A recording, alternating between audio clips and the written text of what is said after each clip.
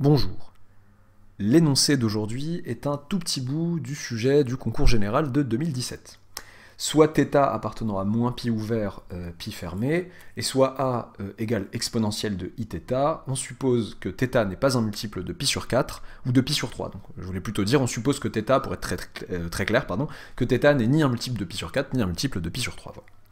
Petit 1, montrer que si θ appartient à pi sur 6, 2 pi sur 3 ouvert, alors l'un des deux nombres complexes a au carré plus a puissance 4 ou a puissance 4 plus a puissance 8 possède un module non nul et strictement inférieur à 1.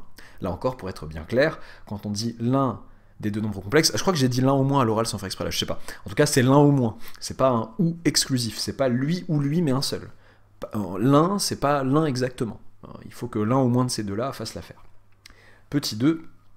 Même question, si θ est dans l'intervalle moins 2 pi sur 3 ouvert, moins pi sur 6 ouvert. Vous pouvez vous donner, en vérité, une demi-heure de réflexion et de recherche, ça me paraît bien. Alors, à part si vous regardez la question 0. Je vais donner une question 0 parce que, bon, je commence un tout petit peu à spoiler là, pour ceux qui n'auraient pas vu certaines méthodes. En maths experte, en fait, tout dépend jusqu'où vous allez en maths experte. Donc tout est, enfin, c'est atteignable avec le programme officiel des maths expertes, mais tout dépend de ce que vous aurez vu comme technique en classe. Je vais commencer par la question 0, justement, ceux qui la connaissent verront de quoi il s'agit, qui introduit la technique de l'angle moitié, qui va vous servir. Alors, donc question 0, soit alpha et bêta de réel, eh bien, montrer que exponentielle i alpha plus exponentielle i bêta égale exponentielle i alpha plus bêta, zut mon plus est bizarre, en fait mon plus, la queue du bêta elle s'est retrouvée sur le plus, voilà, je sais pas si ça sert à quelque chose de le savoir, fois 2 cosinus de alpha moins bêta divisé par 2. Voilà. L'astuce, en fait, ça nous permet de réécrire une somme d'exponentielles complexes comme un produit d'une exponentielle complexe fois un cosinus fois 2, donc fois un réel, quoi, ce qui est pas mal. Ok, ce qui peut nous être utile dans certains cas. Bon, on va montrer ça très rapidement, on va partir de la gauche, on pourrait partir de la droite aussi. Si on a, en fait, tout dépend aussi des élèves qui auraient, enfin de ceux qui auraient ou pas vu les formules de l'air, les formules de l'air qui nous disent que cos θ pour un réel θ, c'est eiθ plus e moins iθ exponentielle moins iθ sur 2, et que sinus θ, c'est exponentielle iθ moins exponentielle moins iθ, remets-toi bien s'il te plaît, merci, non, pas comme ça, voilà, divisé par 2i cette fois-ci. Ok, ça vient d'où? Si vous ne les aviez pas vus mais que vous avez vu la forme exponentielle, si vous n'avez pas vu la forme exponentielle, je sais pas ce que vous faites ici, l'énoncé était clair pourtant, exponentielle iθ, vous revenez à la définition, c'est cos θ plus i sin θ. Donc quand vous calculez exponentielle de moins iθ, vous obtenez cos de moins θ plus i sin de moins θ, sauf que cos de moins θ c'est cos θ, sin de moins θ c'est moins sin θ. Vous retrouvez une simplification au numérateur, il vous reste plus que 2 cos θ, divisé par 2 ça fait cos θ. Et ici pareil, vous retrouvez une simplification mais qui vous laisse 2i sin θ, divisé par 2i ça fait sin θ. Bon, trêve pas de bavardage mais de propos liminaires. Donc EI, donc ok, EI alpha plus EI bêta égal. Ouais non, je suis en train de bugger, je demande un petit instant, est-ce que liminaire veut bien dire ce que je veux lui faire dire? Je vais vérifier ça tout de suite. Alors, liminaire, qui est placé en tête d'un ouvrage comme préface ou au début du discours, ok. Ou au début d'un discours, bon ok ça me va, j'avais peur que ce soit préliminaire que je voulais entendre, bon. Soit, EI alpha plus EI bêta égale, donc, qu'est-ce que je vais faire en fait? Je vais factoriser tout ça par... Je vais pas forcément revenir à cos alpha plus i sin alpha plus cos bêta plus sin bêta, non, j'ai mieux à faire. On veut que je factorise par exponentielle i alpha plus bêta sur 2, bah soit, je vais le faire. En m'arrangeant sur les exposants, parce que là j'ai arraché ça à chacun de ces deux-là, si je veux détailler, ça fait exponentielle i alpha divisé par exponentielle i alpha plus bêta divisé par 2, plus ei bêta, bon c'est un petit peu abusé, mais ça permet de voir les choses, divisé par ei alpha plus bêta divisé par 2. Ok, on pourrait me dire, n'as-tu pas peur de diviser par quelque chose de potentiellement nul? Ce à quoi je répondrais non, bien sûr que non, parce que le module de EI, un réel, c'est toujours 1. Donc un nombre complexe de module 1 ne sera jamais nul. Il n'y a pas de souci, je peux diviser par lui. Ok, donc ça fait EI exponentielle i alpha plus bêta divisé par 2. Facteur 2, donc là je joue sur les puissances. Donc exponentielle i alpha moins tout ça. après calcul, bon, je mets sous le même dénominateur, etc., ça fait alpha moins bêta sur 2 en réalité. Bon, alpha moins, bon allez, je le fais si vous voulez, personne ne l'a demandé, mais on sait jamais, alpha moins bêta sur 2, bon, on n'oublie pas le i devant, évidemment, ça fait 2 alpha moins alpha plus bêta, bien sûr. Qu'est-ce que je raconte ouais, voilà, je fais n'importe quoi. Alpha sur alpha, alpha moins alpha plus bêta sur 2, je voulais dire. Parce que je fais ça moins ça. Donc avec le i devant toujours, ça fait 2 alpha moins alpha, du coup moins bêta, divisé par 2, et ça me fait donc alpha moins bêta divisé par 2. Ok, tout va bien. Alors revenons là, ça fait exponentielle i alpha moins bêta divisé par 2, plus exponentielle i, alors là ça fera bêta moins alpha divisé par 2. Ok, sauf que bêta moins alpha, c'est l'opposé de alpha moins bêta. Donc là, j'ai exponentielle i alpha plus bêta divisé par 2, facteur de exponentielle i alpha moins bêta divisé par 2, plus exponentielle moins i alpha moins bêta divisé par 2. Ok, bon bah là, je retrouve 2 fois cosinus alpha moins bêta divisé par 2, déjà, ça c'est cool. J'obtiens exponentielle i alpha plus bêta divisé par 2, fois 2 fois cosinus alpha moins bêta divisé par 2. Et on est content. La question 0 est faite. Commençons, du coup, montrer que si θ appartient, donc là on rappelle le contexte, c'est un nombre complexe A qui s'écrit exponentielle iθ, donc un nombre complexe de module 1 en fait, montrer que si θ est strictement compris entre pi sur 6 et 2 pi sur 3, alors l'un de ces deux nombres complexes là possède un module en fait strictement compris entre 0 et 1. Si on me dit non nul est strictement inférieur à 1, un module c'est un réel positif, un réel positif non nul strictement inférieur à 1, c'est qu'il est strictement compris entre 0 et 1. C'est parti, bon, qui est A? A on m'a dit que c'était exponentielle iθ, A carré du coup, A carré plus A puissance 4, pour aller plus vite, bah, A carré c'est exponentielle de iθ ou de tout au carré, donc exponentielle de 2iθ, formule de Moivre, A puissance 4 c'est exponentielle de 4iθ. Ok, bon, la question 0 c'est vraiment pour susciter cette idée à quelqu'un qui aurait jamais vu la technique de l'angle moitié, bon bah ça me semble compliqué d'y penser tout seul le jour J, quoique ça peut arriver de se dire ok j'ai envie de factoriser par un truc, bah je vais factoriser, bah je vais faire le truc, on factorise en fait, c'est quoi l'idée? C'est de factoriser par la moyenne de ces deux alpha et bêta là, alpha plus bêta sur 2, donc là je vais factoriser par la moyenne de 2θ et de 4θ, donc de 3θ, donc E3iθ, j'oublie pas le i devant bien évidemment, E3iθ, facteur de E-iθ, du coup j'ai pas besoin de refaire le calcul parce que enfin, vous faites la somme des exposants, vous obtenez bien 2iθ, plus eiθ, ce qui me permet d'obtenir du E4iθ, et ben là j'ai fait apparaître quoi? 2 cos θ en fait, 2 cos moins θ si vous préférez, mais cos moins θ et cos θ, c'est la même chose, donc ça fait 2 cos θ, facteur de E3iθ.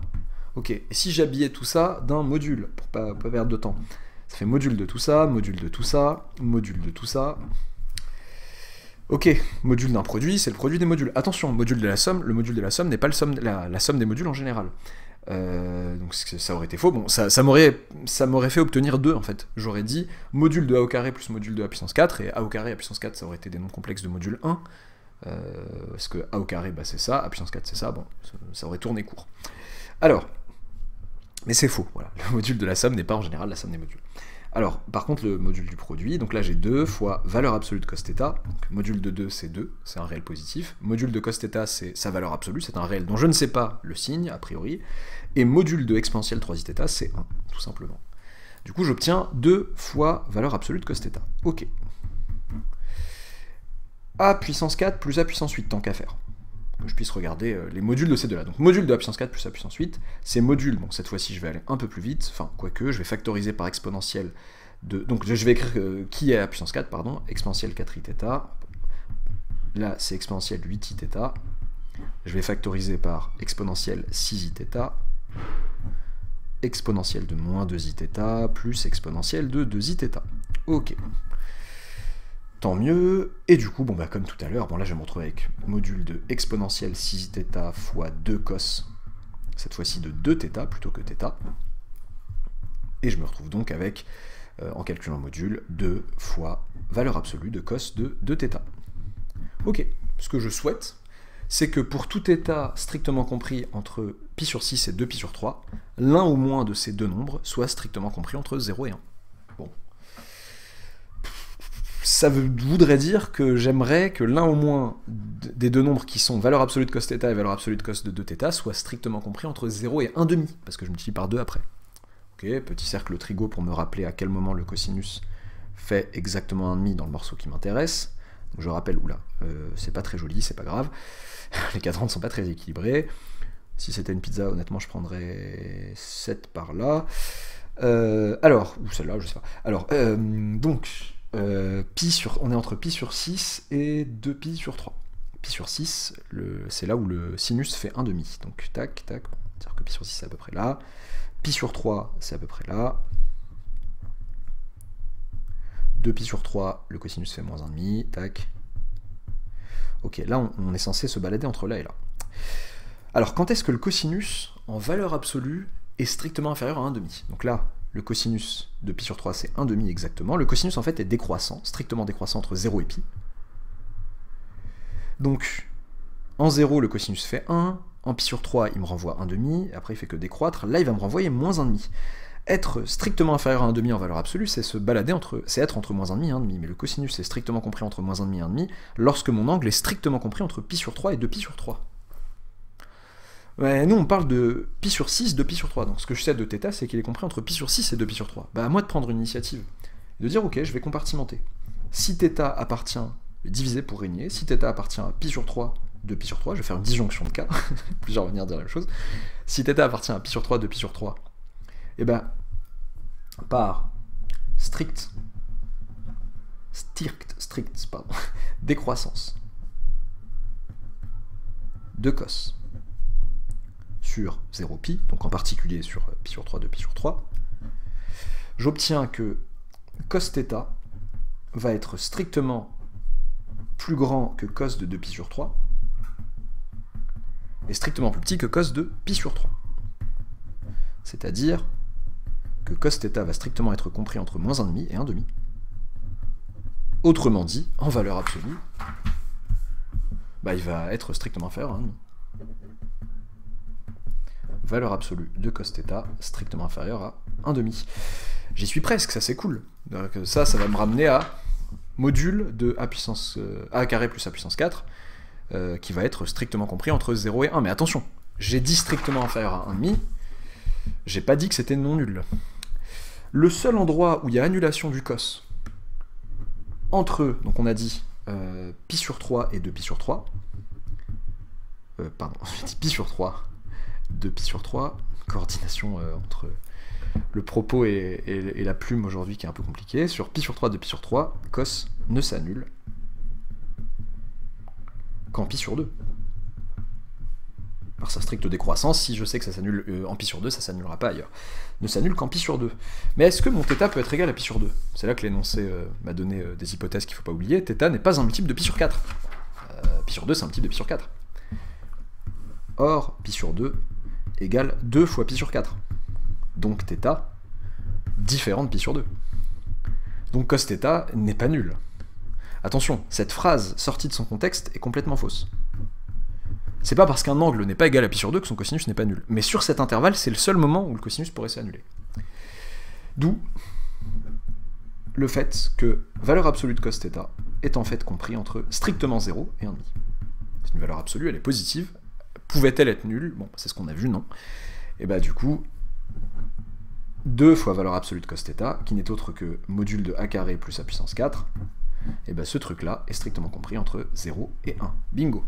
L'un au moins des deux modules est strictement compris entre 0 et 1. Reste à traiter le cas. Alors, on a traité le cas où θ était strictement compris entre pi sur 3 et 2pi sur 3. Toute cette zone. Maintenant, si θ est dans cette zone, pi sur 6 ouvert, pi sur 3 fermé ou pas? Parce qu'on m'a parlé de θ entre pi sur 6 et 2pi sur 3. Ah mais on m'a dit que θ ne pouvait pas être un multiple de pi sur 3. Bon bah on aurait pu, l'énoncé aurait pu m'arranger en me disant θ appartient à ça privé de pi sur 3, parce que je ne peux pas valoir pi sur 3. Si θ appartient donc à pi sur 6, pi sur 3 ouvert. Et bien cette fois-ci, ça va être relativement simple. 2θ appartient à pi sur 3 de pi sur 3. J'ai envie de me ramener au cas précédent. À la place, au lieu d'avoir cos θ, j'aurais cos de 2θ. Alors attention, il faut aussi que je m'assure que 2θ ne peut pas valoir pi sur 2. et de θ différent de pi sur 2, car θ est différent de pi sur 4. Θ n'est pas un multiple de pi sur 4. Pi sur 4 est un multiple de lui-même. Donc, on a de même, on obtient de même que précédemment. Je vais un peu plus vite, un tout petit peu, hein, je me permets d'aller légèrement plus vite, je suis vraiment dans le cas précédent. Valeur absolue de cos de 2θ, dans ce cas, va être strictement comprise entre 0 et 1. Ok. Et θ est différent de pi sur 3. Ça, c'est pour le dernier. Si on me disait, ok, mais t'as oublié un cas, t'as traité pi sur 6, pi sur 3 ouvert, pi sur 3 ouvert, 2 pi sur 3 ouvert, t'as oublié pi sur 3. Non, θ peut pas être égal à pi sur 3 par hypothèse. Ok, donc d'où le résultat. D'où j'ai prouvé ce que l'énoncé me demandait. Ok, ensuite, dans chacun des cas, oui, pardon, j'aurais pu mieux conclure ici, pour être plus clair, voilà, pour faire intervenir le A là, 0 plus petit que module de A puissance 4 plus A puissance 8, plus petit que 1 strictement, voilà. J'ai couvert toutes les situations demandées. La deuxième question me demande la même chose pour θ entre moins 2 pi sur 3 et moins pi sur 6. Bon, flemme de tout refaire, évidemment, c'est pas le but, ça aurait pu être le but. Si θ appartient à moins 2 pi sur 3, moins pi sur 6, oui, excusez-moi, moins pi sur 6. Alors, bon, je vais juste dire moins θ appartient à pi sur 6 de pi sur 3. Et je vais leur dire, écoutez, module de a carré plus a puissance 4, je rappelle que c'est module de e2iθ plus e4iθ, c'est pareil que le module du conjugué, voilà, je vais juste jouer un peu sur ça, e2iθ, du conjugué de e2iθ plus e4iθ, sauf que le conjugué de la somme, c'est la somme des conjugués. Donc là, je vais me retrouver avec le exponentiel de moins 2iθ plus exponentiel de moins 4iθ. Ah oui, et donc le conjugué, pardon, et j'ai aussi oublié de dire que le conjugué de exponentiel de iθ, de i alpha avec alpha réel, et ben c'est e moins i alpha. Quel que soit alpha appartenant à R, c'est pas très conventionnel d'écrire comme ça, en 2 lignes. Ok. Et a puissance 4 plus a puissance 8, bah c'est pareil, c'est module de la puissance 4 plus la puissance 8, c'est module de e4iθ plus e8iθ, exponentielle 8iθ. C'est le module du conjugué, et c'est aussi, donc, par la même, module de exponentielle de moins 4iθ plus exponentielle de moins 8iθ. Ok, on procède. On est ramené à la question 1, en fait. Avec moins θ, donc à la place de qui joue le rôle de θ, moins θ appartenant à pi sur 6 de pi sur 3, et moins θ n'est ni un multiple de pi sur 3, ni un multiple de pi sur 4. Il y a équivalence entre le fait que θ soit un multiple de pi sur 3 et le fait que moins θ soit un multiple de pi sur 3. À un signe près, si θ s'écrit k fois pi sur 3 avec k un entier relatif, bah moins θ va s'écrire moins k fois pi sur 3 et inversement. Donc on a aussi les mêmes, on a exactement, là je suis en train de rassurer mon lecteur en lui disant on a les mêmes hypothèses que la question 1, je suis pas juste en train de te dire CF1 et c'est terminé, non, je te dis vraiment on est dans le même cas, exactement dans le même cas, quoi. Un multiple, pardon, de pi sur 4, d'où le résultat. Je me permets d'aller plus vite. Voilà, j'espère que cette longue succession de cas vous aura plu. N'oubliez pas de vous abonner si ce n'est pas encore fait. Ouais, retenez cette règle. Je sais pas, je fais des accents très bizarres aujourd'hui. Retenez cette règle si vous l'aviez jamais vue. Enfin, en tout cas, cette règle, cette technique de calcul, elle peut être très très utile. Technique de l'angle moitié, c'est comme ça que je l'appelle en tout cas. Certains l'appellent l'arc moitié si je dis pas de bêtises. Je dis peut-être des bêtises, mais j'ai déjà entendu ça de la part de mes élèves via leurs profs. Voilà. Voilà, à bientôt pour une nouvelle vidéo.